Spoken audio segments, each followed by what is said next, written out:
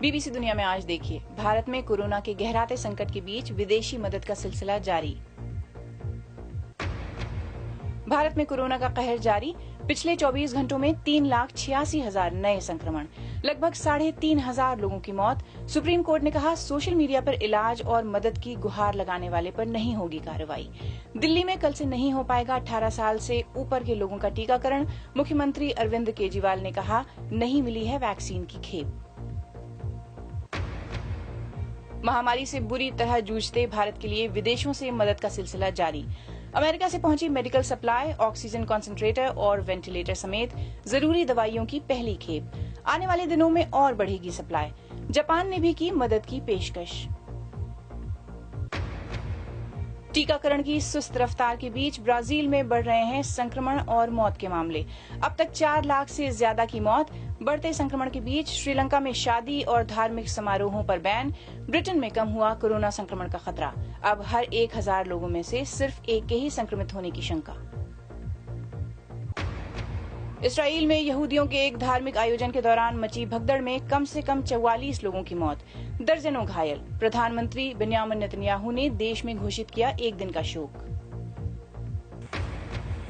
और ब्रिटेन में बनी एक नाव जो बिना किसी नाविक के करेगी अटलांटिक महासागर को पार।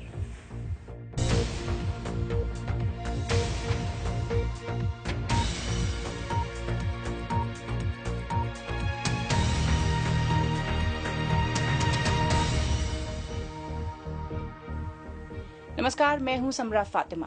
भारत में इस वक्त हालात बेहद खराब नजर आ रहे हैं। तेजी से फैलते कोरोना संक्रमण और बड़ी संख्या में मरीजों की मौत का सिलसिला थमने का नाम नहीं ले रहा। कई अस्पतालों में मेडिकल ऑक्सीजन, दवाइयों और जरूरी उपकरणों की कमी महसूस की जा रही है। बीते 24 घंटे में दुनिया भर में करीब 9 लाख लोग कोरोना संक्रमित पाए गए और इनमें से 3,86,000 मरीज सिर्फ भारत के हैं। भारत में कोरोना की ऐसी बेकाबू स्थिति को देखते हुए कई देश भारत की मदद के लिए आगे आए हैं। भारत और पाकिस्तान ने वैसे तो एक दूसरे के लिए अपनी एयर स्पेसेस को बंद किया हुआ है, मगर यूरोपीय संघ की ओर से भारत भेजी जा रही मदद के लिए पाकिस्तान ने अपना एयर स्पेस खोल दिया है। पाकिस्तान के अलावा चीन भी भारत की मदद की पेशकश कर चुका है।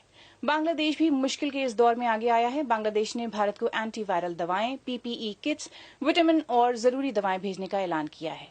सऊदी अरब, कुवैत और कतर जैसे देश भी भारत की मदद के लिए आगे आए हैं। यूएई, बहरीन और कुवैत भारत को लिक्विड ऑक्सीजन दे रहे हैं। वहीं मिस्र, बांग्लादेश, उज्बेकिस्तान और यूएई भारत को रेमडेसिविर भेज रहे हैं। इस बीच अमेरिका की ओर से भेजी गई मेडिकल साजो सामान की पहली खेप भारत पहुंच गई है। इसमें सैकड़ों ऑक्सीजन कंसंट्रेटर्स, वेंटिलेटर और कई सारे ऐसे मेडिकल उपकरण हैं जिनकी मदद से अस्पताल कोविड के मरीजों का इलाज कर सकते हैं। ये पहली खेप है, मगर आने वाले कुछ दिनों में ऐसी ही 2 और सप्लाईज भारत पहुंचेंगी। गुरुवार को भारत सरकार ने कहा कि देश को दुनिया भर से भरपूर समर्थन मिल रहा है और करीब 40 देशों से ऑक्सीजन संबंधित मदद को लेकर काम जारी है। अमेरिकी विदेश मंत्रालय के प्रवक्ता नेड प्राइस ने पत्रकारों को बताया कि बाइडेन प्रशासन किस तरह से भारत सरकार की मदद कर रहा है। कोविड-19 के मामलों की नई लहर से जूझ रहे भारत का साथ देने के लिए अमेरिका आने वाले दिनों में $100 मिलियन के साजो सामान की आपूर्ति करेगा ताकि लोगों को तुरंत राहत पहुंचाई जा सके। जिस तरह से महामारी के शुरुआती दौर में जब हमारे अस्पतालों को दिक्कतों का सामना करना पड़ा था, तब भारत ने मदद भेजी थी, उसी तरह अमेरिका जरूरत की इस घड़ी में भारत की भी मदद करेगा। भारत में जैसे जैसे हालात खराब हो रहे हैं, वैसे वैसे ब्रिटेन में भी चंदा जमा करने की कोशिशें तेज होती जा रही हैं। भारत में कोरोना संक्रमण की मार झेल रहे लोगों की मदद करने के लिए उत्तर पश्चिमी इंग्लैंड में रहने वाले भारतीय समुदाय के लोग एक साथ आ रहे हैं। इनमें हिंदू और मुसलमान दोनों ही समुदाय के लोग हैं। देखिए बीबीसी संवाददाता राहिला बानू की ये रिपोर्ट। आपकी तबीयत कैसी है? आपका परिवार कैसा है? अंश के लिए ये बेहद मुश्किल वक्त है। अपना और अंकल आंटी का पूरा ख्याल रखना। पिछले साल नवंबर में दिल्ली में रहने वाले अंश के परिवार के 9 सदस्य कोरोना से संक्रमित हो गए थे। हालांकि वो सभी ठीक हो गए थे, लेकिन तब से भारत का हाल बद से बदतर होता जा रहा है। मैं अपने दोस्तों को फोन करता हूँ या अपनी माँ से बात करता हूँ तो किसी न किसी के संक्रमित होने या मरने की खबर मिलती है। ये बहुत दर्दनाक है। बोल्टन में भारतीय मूल के करीब 21,000 लोग रहते हैं, जिनमें से हिंदुओं और मुस्लिमों की संख्या करीब करीब आधी आधी है। वो पैसे भेजने के लिए इस तरह मंदिरों और मस्जिदों में चंदा इकट्ठा कर रहे हैं ताकि भारत में उनकी पहचान के जरूरतमंद लोग मेडिकल उपकरण खरीद सकें। हम अब तक 5 से 6 हजार पाउंड इकट्ठे कर चुके हैं और चंदा जमा करने का काम जारी है। दिक्कत यह है कि जब अस्पताल ऑक्सीजन मुहैया नहीं करा पाते तो लोगों को निजी तौर पर ऑक्सीजन खरीदनी पड़ रही है और वो क्रिकेट के मैदान में बेड लगा रहे हैं ताकि वहां स्वास्थ्य लाभ ले सकें। इस बुजुर्ग महिला के लिए लगा ये ऑक्सीजन सिलेंडर चंदे के पैसों से ही उपलब्ध हुआ है। The Adla Young Committee has taken this great initiative by the support of Gosia Moss Trust, Bolton, UK. इस इलाके में और भी जगह चंदा इकट्ठा किया जा रहा है।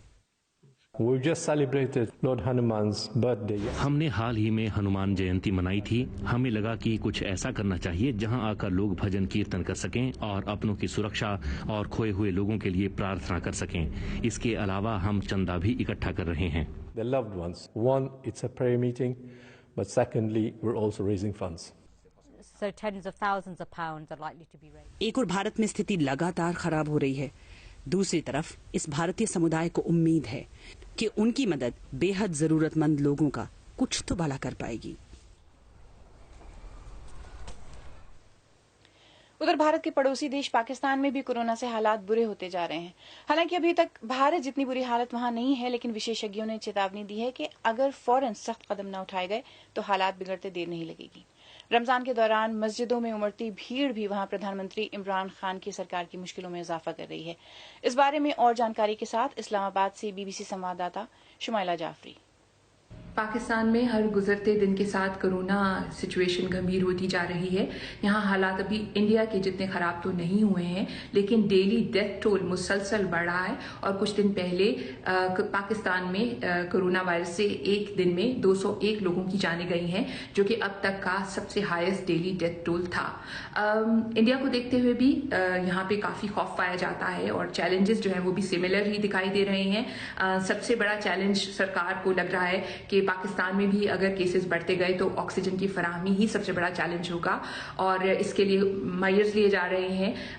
पाकिस्तान में पिछले साल से 75% ऑक्सीजन जो मुल्क में बनाई जाती है वो हेल्थ सेक्टर के लिए, 25% इंडस्ट्री के लिए इस्तेमाल हो रही थी। अब इंडस्ट्री में ऑक्सीजन के इस्तेमाल पे पाबंदी लगा दी गई है। इसके अलावा मजीद ऑक्सीजन इंपोर्ट करने की, सिलेंडर्स इंपोर्ट करने की इजाजत दे दी गई है। इसके साथ साथ सरकार कुछ प्रीएम्प्टिव मेजर्स भी ले रही है और स्टे होम स्टे सेफ की स्ट्रैटेजी अनाउंस की गई है, जिसके तहत 8 मई से 16 मई तक पाकिस्तान में काफी सख्त लॉकडाउन रहेगा। चूंकि ईद आ रही है और ईद पे सोशल एक्टिविटी बहुत ज्यादा होती है, इसलिए सरकार ने फैसला किया है कि गैदरिंग्स पे, इंटरसिटी ट्रैवलिंग पे, टूरिज्म पे, इंडोर आउटडोर डाइनिंग पे पाबंदी लगा दी गई है। स्कूलों को बंद कर दिया गया है, दफ्तरों में छुट्टी दे दी जाएगी। इसके अलावा ट्रैवलिंग, इंटरनेशनल जो फ्लाइट्स हैं, ट्रैवलिंग है, उसके ऊपर भी कई पाबंदियां लगाई गई हैं।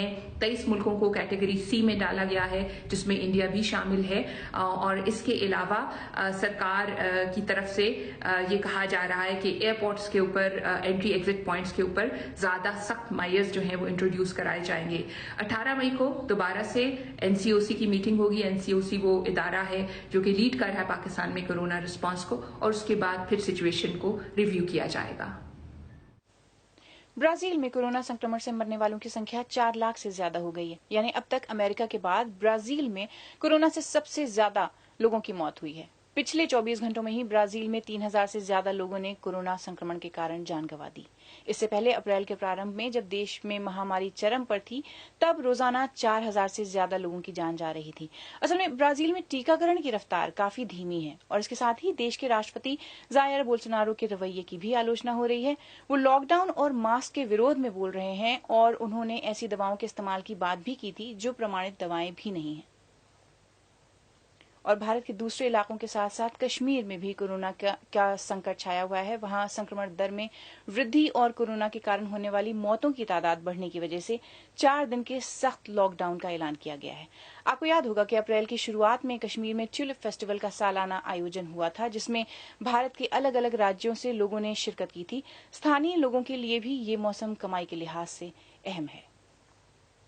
बीबीसी दुनिया में एक छोटे से ब्रेक के बाद आपको मिलवाएंगे एक ऐसे स्टूडेंट से जिसने जानबूझकर खुद को कोरोना से संक्रमित करवाया। देखते रहिए बीबीसी दुनिया।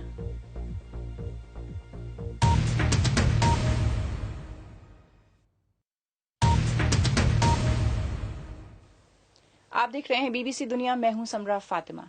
भला सोचिए, क्या कोई जानबूझकर खुद को कोरोना से संक्रमित कराना चाहेगा? जहां एक तरफ दुनिया भर में लोग खुद को कोरोना से सुरक्षित रखने की हर संभव कोशिश कर रहे हैं, वहीं 23 साल के एक छात्र जेकब हॉपकिंस ने खुद को कोरोना संक्रमित करवाने का फैसला किया। उन्होंने ऐसा एक शोध के लिए किया ताकि वैज्ञानिक उनको मॉनिटर कर सकें और कोरोना के बारे में अहम जानकारियां जुटा सकें। जेकब कहते हैं कि उनकी जिंदगी का ये एक बहुत बड़ा फैसला था और वो ऐसा बिना झिझक दोबारा कर सकते हैं। देखिए उनकी कहानी। मुझे सीधे कोरोना वायरस से संक्रमित किया गया था और मैं ऐसा फिर से करने के लिए तैयार हूँ। ये मेरी जिंदगी का सबसे बड़ा फैसला है। एक शोध के लिए जैकब को जानबूझकर कोविड-19 से संक्रमित किया गया। शोध के लिए मैं अस्पताल के क्वारंटीन यूनिट में गया और मुझे वहाँ कोविड-19 से संक्रमित किया गया ताकि HVO कंपनी न सिर्फ मुझे मॉनिटर कर पाए बल्कि वायरस से जुड़े महत्वपूर्ण डेटा को इकट्ठा कर पाए, जैसे कि वायरस पहले ही दिन से कैसे काम करता है।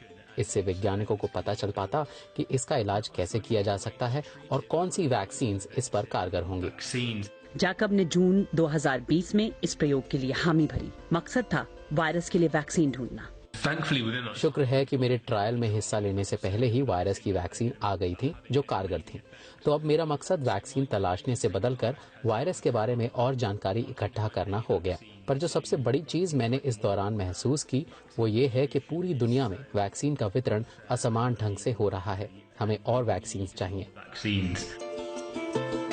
जैकब को वायरस से ठीक होने के लिए अस्पताल में क्वारंटीन होना पड़ा। मैंने अपने क्वारंटीन के समय में काफी कुछ झेला है और उसी वक्त मुझे लगा कि मैंने इस शोध का हिस्सा बनकर सही किया। जब मुझे संक्रमण हुआ, मैं कोविड पॉजिटिव हुआ, तब मुझे एहसास हुआ कि कोरोना वायरस क्या होता है और ये कितना बुरा है। और उसी से मुझे लगा कि इस शोध में हिस्सा लेना इसलिए भी जरूरी था ताकि हम इस वैश्विक महामारी को जल्द से जल्द खत्म कर सकें।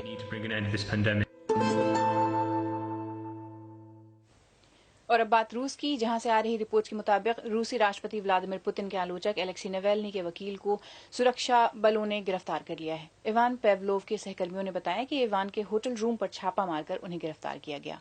कल नावल्नी वीडियो लिंक के जरिए अदालत में पेश हुए थे। उनकी 24 दिनों की भूख हड़ताल के बाद उन्हें दुनिया ने कल पहली बार देखा। बाल एकदम छोटे और दुर्बल सा चेहरा, ये थी 3 हफ्तों की भूख हड़ताल के बाद एलेक्सी नावल्नी की पहली झलक। एक विपक्षी नेता जिन्हें कैदी बना दिया गया। कोर्ट में पेशी के लिए वीडियो लिंक के जरिए दिखते नावल्नी यही एकमात्र जरिया है उन्हें अभी देखने का। यहाँ मौजूद एक ही आधिकारिक कैमरा है और वो भी उनकी स्पीच को रिकॉर्ड नहीं करती, बस ऑडियो भेजती है। नावल्नी राष्ट्रपति व्लादिमीर पुतिन के आलोचक हैं और मानते हैं कि पुतिन बस राष्ट्रपति की गद्दी पर बने रहना चाहते हैं। पर उनकी गिरफ्तारी के बाद उनके समर्थक रूसी सरकार पर काफी दबाव डाल रहे हैं।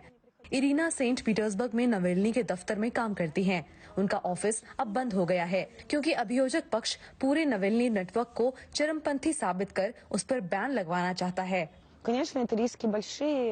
खतरा बहुत बढ़ गया है क्योंकि हमें नहीं पता कि कानून को कैसे इस्तेमाल किया जाएगा और वो हम पर कौन कौन से मुकदमे करेंगे।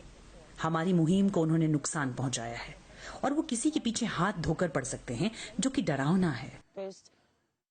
पिछले अगस्त एलेक्सी नावल्नी पर एक नर्व एजेंट से हमला किया गया था। जब उनकी हालत स्थिर हुई और वो रूस लौटे तो उन्हें गिरफ्तार कर लिया गया। उसके बाद से उनके ऑफिस पर छापे मारे जा रहे हैं। उनके सहकर्मियों की तलाशियां और गिरफ्तारियां हो रही हैं। इसके बावजूद पिछले हफ्ते रूस की सड़कों पर नावल्नी समर्थक उतरे और उनकी रिहाई की मांग की। सेंट पीटर्सबर्ग में कुछ ऐसा मंजर था।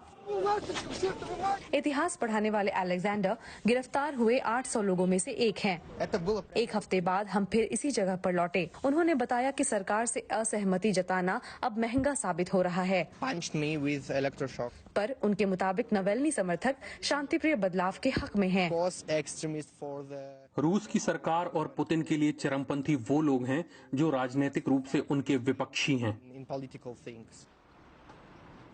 नावल्नी जैसे लोगों को रूस शांत कर भुला देना चाहता है और अगर इसके खिलाफ कोई आवाज उठाएगा तो उसे भी इसका खामियाजा भुगतना पड़ेगा। और बिना किसी नाविक के एक नई समुद्री यात्रा की योजना, वो कैसे? देखिए बीबीसी दुनिया में थोड़ी देर में एक छोटे से ब्रेक के बाद।